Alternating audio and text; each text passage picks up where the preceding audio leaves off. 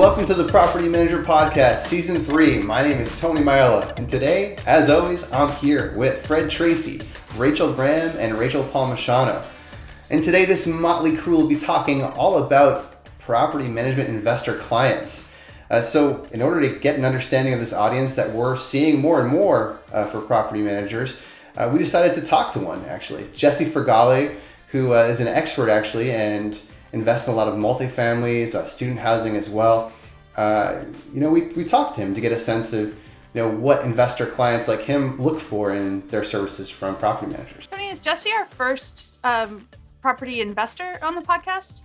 Yeah, that's 100% true. Yeah, he's the first one, so that's why it's all the more exciting. And I think there were some really good insights to be had here. And I think this ties in really nicely with last week and the industry report, because I think we'll be seeing more and more investors entering the market. I think property managers will be managing for probably either investors or savvier owners. With the market right now, I think it's tricky to buy properties, and a lot of those smaller, accidental landlords are probably going away a little bit. So I think the investor personality type and what they're interested in will be important for property managers to hear more about. Totally. And we were even talking about this notion even before we started recording, which is funny, right? You always wish you were recording when the stuff is good. But the notion that property owners are becoming more and more savvy, and I almost challenge it, and I was like, hasn't that been happening since the very existence of the internet? The answer is yes. Someone said something, I forget.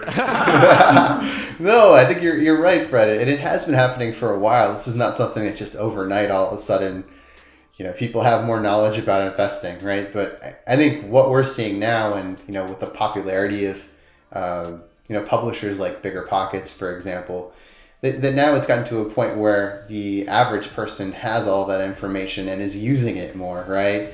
And we're finally seeing really the downstream impact of that in portfolios, as a lot of accidental landlords have more recently left the housing market. So it's an exciting topic. Happy to, really excited to roll it and show everybody what we talked about.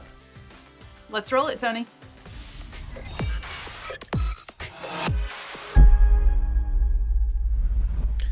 Welcome to the Property Manager Podcast. My name is Tony Maiella, and today I'm here with special guest Jesse Fragale. And for those of you out there looking to figure out how to market yourself, how to deliver services, how to speak to your new investor clients, this is your guy. Jesse creates a ton of awesome content, especially on his YouTube channel.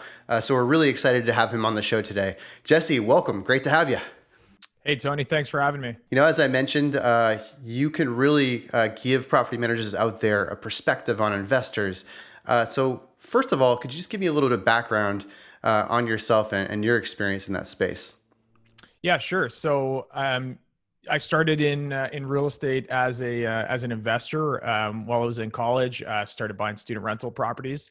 And, you learn fairly quickly with student rental properties that managing a handful of students can be a bit of a daunting task. So originally, I started with one property and, over the years grew that to 4 in the area that I went to school, and then 2 more spaces in outside of that area, maybe an hour and a half away at other universities. And originally, I was managing them on my own, self-management, which was kind of crazy because, student residents in general, you have a number of students usually packed into a house. So a lot of different, dramas to deal with as a single owner. So it wasn't until a few years later where, like I said, I had those 2 other properties that were outside of the geographical area, which kind of forced me to start looking at third-party management and really trying to understand, the benefits, the drawbacks, the costs. And from there, fast forwarding to today, I've been in real estate now for 10, 11 years, crazy to say. And yeah, we've moved from there to, over the years, a number of different investment properties, but primarily now my partner and I, we focus on basically income producing properties in the multifamily space. That's amazing. And yeah, more recently, you've actually been featured on the BiggerPockets podcast as well, correct? Yeah. It was actually pretty pretty cool with the Bigger Pockets podcast, because that was a few years ago that I was initially on the podcast for the first time. And then, over the years, you do different things in real estate. And, I don't know how can't remember how our paths kind of came back together. But then I started doing contributor videos for them because they were looking for somebody in the commercial real estate space, but as well that somebody could talk to single family homes and multi-res. And then, that kind of snowballed into talking at the Nashville BiggerPockets conference last year, which was a lot of fun. We were going to do it again this year, but the world is a different place right now. Yes. And TBD for next year. I'm on the docket, but we'll see what happens. That would be next October. But yeah, it's been really, really cool. On the forums, for those that don't know, the BiggerPockets forums is just such a good place to, if you have an idea in real estate, property management, anything in that space, you throw in a couple questions, and there's a lot of people, qualified people that will be able to, answer those questions. And it's nice that you can see their credentials. It shows how many posts they've made their own, how they've made on their own, how many questions they've answered. So yeah, really cool space. That's awesome. Awesome to hear. So let's get to it. Obviously we're in the middle of still a global pandemic. And I feel like every time, we're doing a podcast, I'm still saying, oh, we're still in this. And yes, we are still in this. But the reality is life still goes on. We are still figuring out how to navigate it. Property managers are doing the same.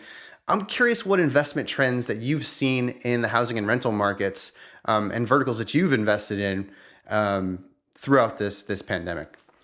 Yeah, well, for those that dealt with this within kind of a city core like me, I'm a city boy, and I think really quickly we started to realize that there's a general trend for people not to be wanting to be boxed up in a 500 square foot, 700 square foot condo. Sure. So I've seen definitely a trend towards both individuals as people buying real estate for themselves, as well as investors starting to look more seriously at the single family space again, which for a number of years, there was a question of, whether young professionals wanted to work downtown, they wanted to be in city cores and 24-hour cities, and they wouldn't have a need or a want to be in suburbia. And I think we're starting to see that change a little bit as the millennials, and I'm 31, so I'm kind of on that higher end of the millennials, but we are starting to see a lot of younger people starting to rethink the suburbs and rethink suburban living and single family homes. So just as a result of that, and it's probably too early to tell because, this has been a phenomenon for only so long. It feels like it's been forever. Sure. But yeah, it feels like it. Yes. Yeah, no, it feels like we've been in this for a while, but from a, real estate trend point of view, it's not too long, but the reality is I think we're going to see more people investing in single family and, in just to kind of make that a holistic point, I think we're going to also start seeing just redevelopment of land. So a lot of retail, that has been built, I think that's going to be converted to highest and best use, with which a lot of times is residential real estate. Yeah, that's a really good point. We've definitely been seeing that on the property management side as well, that there's more demand in general for single family rentals. And this was a trend that was honestly already gaining steam before the pandemic, as more affluent renters were actually renting more often, just to get the convenience of renting, and because maybe they moved from one job to the next and they had a family, so then therefore the most convenient thing was to rent. So we were seeing that a lot, and now of course with the pandemic that trend is just highlighted, and I guess we'll see over the long term if it sticks.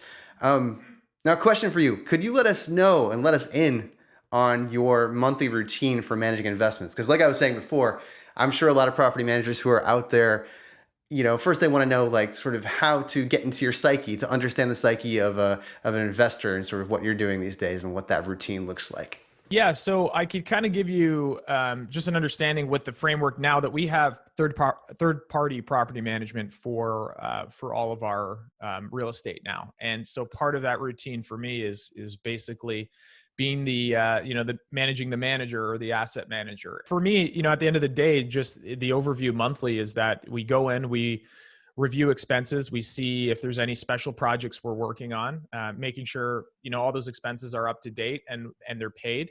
Then on the income side, making sure that all tenants are paid up.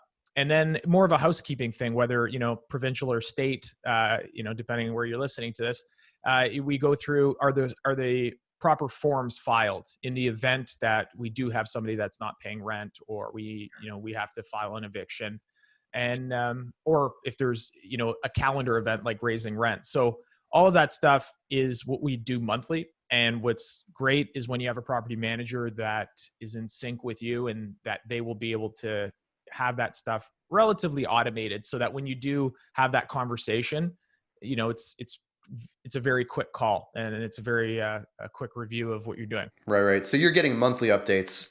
Yeah. And you know what I was going to say too, like we've had properties where there's just not enough tenants to have monthly updates. Like, almost everything we do now, especially today, is digital. So, we could go 3-4 months without, talking to our property manager. And usually in our property management contracts, we just have a bit of a fail safe that any expenses over X price, that we are notified and for approval. Yeah, that's interesting. Yeah, I think that's interesting to know that just based on the amount of stake you have and the amount of revenue you're getting, I guess it makes sense, will also dictate the amount of attention and communication you want for that kind of property. 100% logical. What kind of digital services do you require and expect to come along with a property manager's service? So I've found that depending on the property manager, they're going to have their different, they're going to use different software. So for us, we will kind of talk to property managers to, like, when we initially say, for instance, to give an example, if we enter a new market, say we're going to a new city and we don't have any connections with property managers there. In our process of reviewing property managers, that's when we'll ask kind of what do they use. And for us, we're not as complicated, that as long as they have, I'm sure if you guys have heard of LastPass, where you can give somebody your password, it's encrypted. So I am not afraid of having property managers use software that's native to us. So for instance, if, we use QuickBooks Online for bookkeeping, just as an example, not necessarily for a property manager. And then my bookkeeper can go in there and do what she needs to do on that. In the same way, we give our property managers pretty much the ability to access any of our software. But in terms of what software do we require of them, it's not so much software that we require. It's that we have a some sort of cloud that we both work in. So for us, it's simply Google Drive, OneDrive with others, that we have a process, and we talk about it at the beginning that, if this happens, we need this uploaded here. Monthly statements and an actual physical copy of receipts, we want them scanned and put here. And that's kind of just organizing that at the outset is really the crucial thing for us. And in terms of the actual property management, I'll defer to the property manager, to whatever they use. As long as it's not so arcane that they can't pull reports for us. Yeah, it's actually interesting. There's a lot of opportunity, I think, in the area of communication to owners, and just to shamelessly self-promote and give a plug for Buildium. One of the features that we're releasing, we've released recently, is around an owner portal and making that more enabled for mobile. So I know a lot of people these days, especially investors, can be out and about, or whether you're just around your house, it's nice to be able to say, oh, how is that property doing? Let me just pull up my phone and check. And having that level of connectivity is huge. And again, if the information is there, then you don't have to reach out to them and ask for it. It's just right there. You've got it, and you're good. So that's awesome to hear that you're sort of used to collaborating that way digitally. And I'm sure that it just varies with each property manager. Do you have any sort of specific checklist that you look to, like when you sort of go through all the different elements of communication? It's not so much any formal checklist. Like, we've been doing this enough times that, or long enough, I should say, that we kind of have a rhythm with our property manager. And Oftentimes we're talking to the property manager at some point of, about something about the building in the month. So, inherently stuff will come up, other things will come up and we'll chat about them. But for the most part, it's been more informal. The one nice thing that would be great to have, and we, and I think this is where software and companies are, can kind of bridge the gap, is having, progress reports. If you have something going on, say an eviction of a tenant, going to one place of, okay, I know we gave the go ahead to go file this form. What's the status of that? Rather than, constantly trading emails to be like, I meant to follow up. How's everything going? Oh, I told you last week. Oh, you know what I mean? And then it's out in the ether. And, unless you're really on top of it, you can lose sight of everything. Yeah, and what's actually really interesting about that point, I think, is all of that can be accomplished in an owner portal. But there's also an element to any sort of portal, any sort of communication technology that I think you have to value, that we have to value in this industry, is the repetition and the discipline of using it. If you get used to going there and you can depend on that channel, then great. But if it's not always accurate and you feel like to get an answer you're waiting too long, then you might sort of use that channel less. So it's definitely, I think, a matter of repetition. So it's awesome to hear that. Yeah, I think you definitely have to have both parties bought in. You have to have the property manager using it, and you have to have the owner using it. Because what ends up happening, I've seen this even on the enterprise level, excuse me, as a broker, where if you're looking for an update on something and you see, if there was 5 tasks and in that portal, 2 of them have been done, and you're like, well, where's number 3? And then you pick up the phone and say, hey, what happened on this? Oh yeah, no, I meant to upload that. And it's like, then it defeats kind of the whole purpose, because you're physically having to call and. It totally defeats the purpose.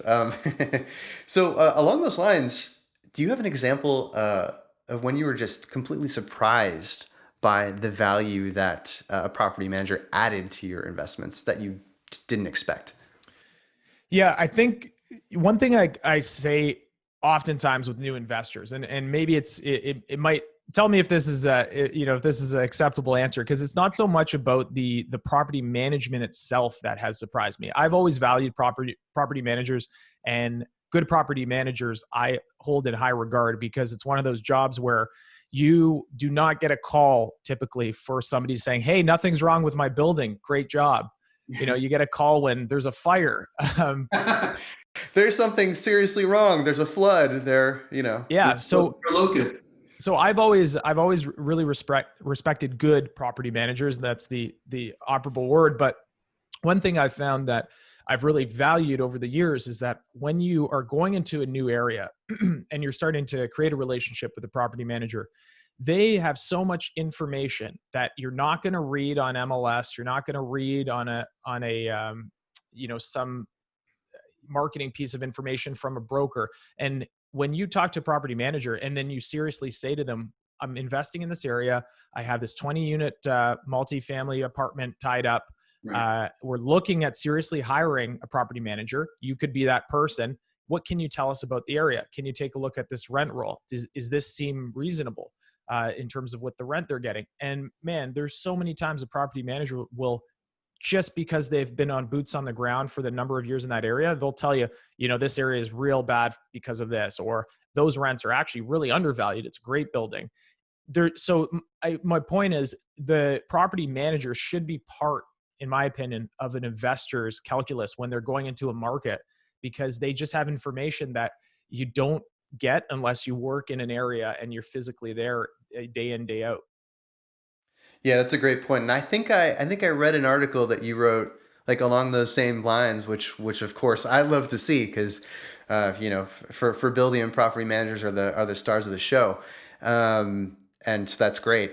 Now continuing on, within the next 5 to 10 years, how do you expect that value to rise? I mean, clearly we're going through a global pandemic. Boots on the ground right now are essential, extremely helpful to anybody who is managing something remotely or has a property in another state. So yeah, where do you see that value going? Yeah, I mean, if I knew the tech trends, I'd put money on, I'd try to be a millionaire or billionaire here. But, I think technology is going to continue doing what it's been doing. So we were talking a little bit before the show, how people that maybe had an aversion or were just not willing to put in the time and effort to learn Zoom or Skype have kind of been forced to get into that if they want to continue operating. I think the same thing is happening in real estate and in prop tech. I think we are seeing that more and more you're able to automate things, whether that's building key pass entry and being able to have a server that you have hot desks and you're moving to different spots, or if you have from the residential point of view, you have building management systems where everything is running seamlessly enough that you don't have to deal with every little thing and actually drive out there. And we've seen that over the last 10 years.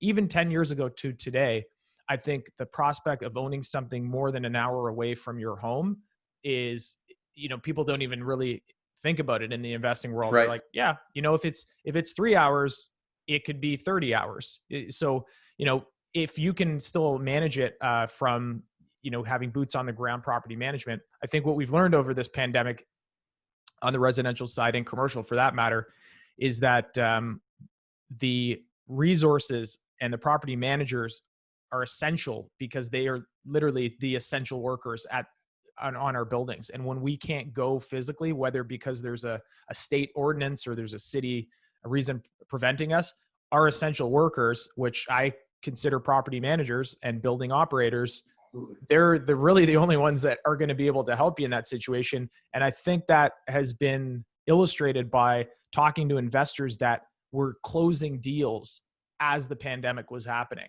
and, having to close on deals and really having to rely on those property managers and operators.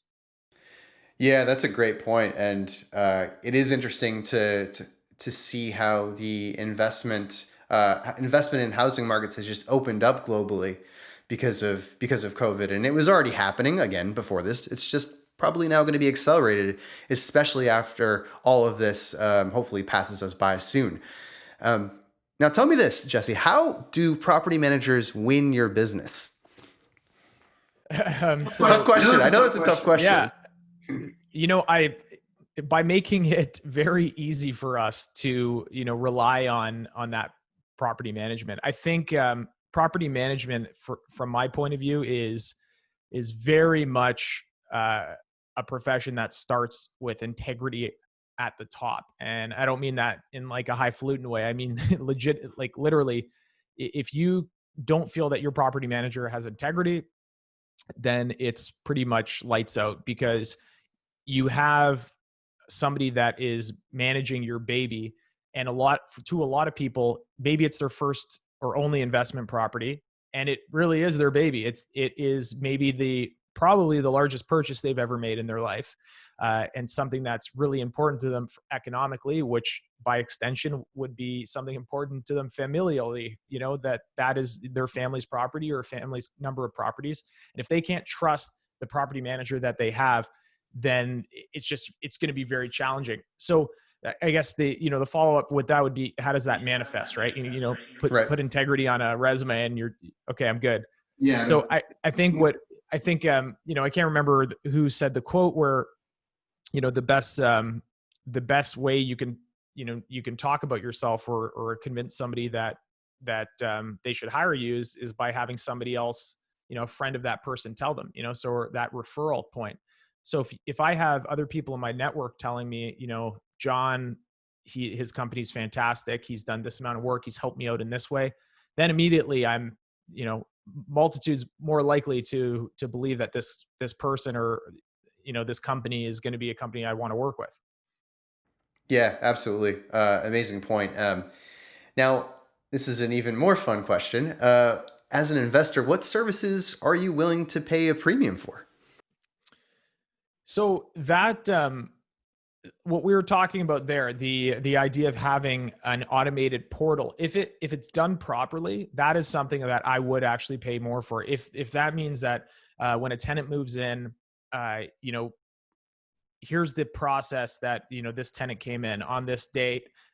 This is what was done to the suite. So that online portal, so I can see when tenants enter, when tenants leave. And then, if there's actual management of projects that you're doing. So, if we say second floor, 2 suites are being renovated, I want to be able to click into the status of that and see what's going on. What has been paid, what hasn't been paid. Maybe there was an order, it was the wrong order for, say, a shelving unit. I want to be able to get at that granular level. Not that I need to do it every month and really read every single thing, but having that ability that if I need to take a look and like, it's kind of the pulse of your building. If something's going on, I just want to be able to see, the status of all these little different projects that may be going on in a month or in a year. Yeah, that's great to hear. And honestly, as well, we've done some research on that in the 2021 State of the Property Management Industry Report, which I will put a link to in the description below. But again, that also breaks down the kinds of technology that that owners and property owners are expecting and like to see. Now, we're getting close to the end of the interview here. Now, last thing for you, we talked about how I like music. I play the guitar. You also play the guitar. I can see one back there. Who's your favorite guitar hero? And if you have a favorite solo, that's yeah. So it's actually funny. I was on a call where one of our clients was like, "Is that really just a prop?" And I'm like, "Yeah, no, I'll play it for you." Haha. They're like, "Yeah, go ahead."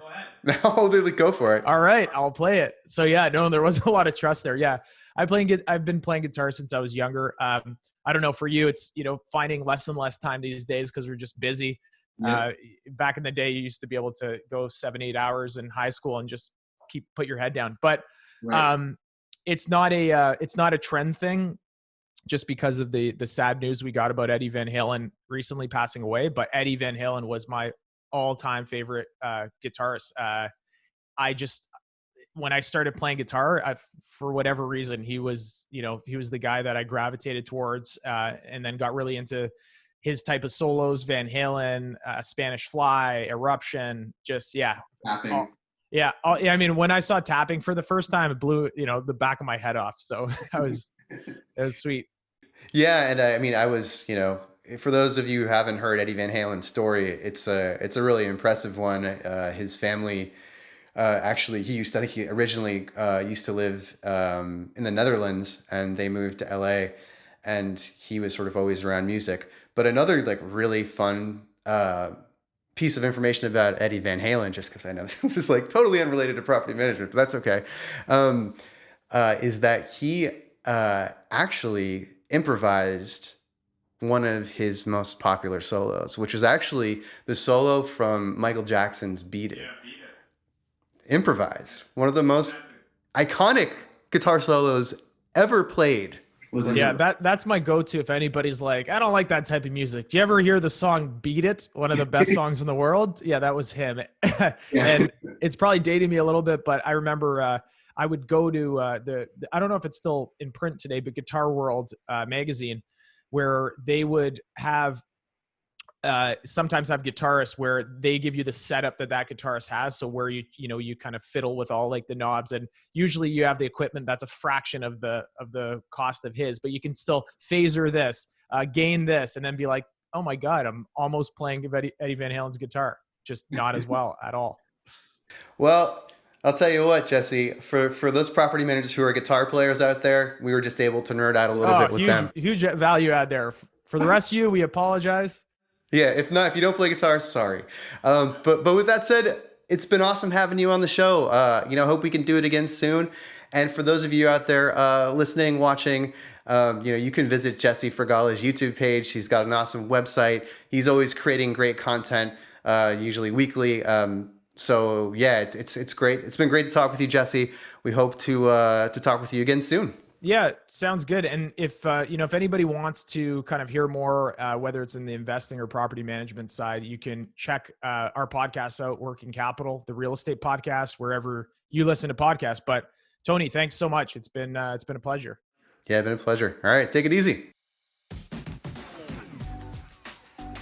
Wow, what a great combo. It seems like Tony and Jesse are already new best friends. It seems like, at this point for many investors, many owners, having software, a property management company that's using tech end to end is pretty table stakes at this point. Like, he just assumes that everyone's going to be using tech and it makes their life easier.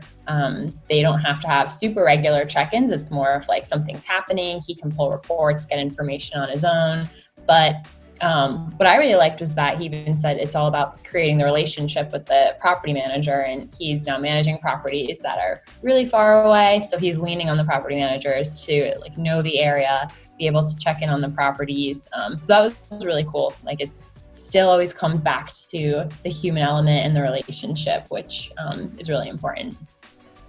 Definitely. And, Tony, I liked that you asked him very directly about what additional services he would be willing to pay a premium for. We've been talking about this for the last couple of years about how, Rach, like you were saying, there are certain table stakes that property owners expect. And the way to differentiate and the way to diversify your revenue streams is by offering expertise-based services. And I feel like maybe people have been a little bit hesitant or maybe shy to think about adding that to their repertoire. But I mean, he came right out and said, yes, this, and so it's, property managers have a lot to offer beyond rent collection and maintenance. Tony, guess what my favorite part about it was? Just guess. The part where we talked about the guitarist. That was a total curveball. I wasn't expecting that, and I learned a few things. It was the part where you were like, Jesse, how do I win your business? He led with saying the profession, you have to have high integrity. That's where it starts, and that's his moral compass. So to hear that was so refreshing. Yeah, that was cool, because he wants to do business with people that sort of align with his values.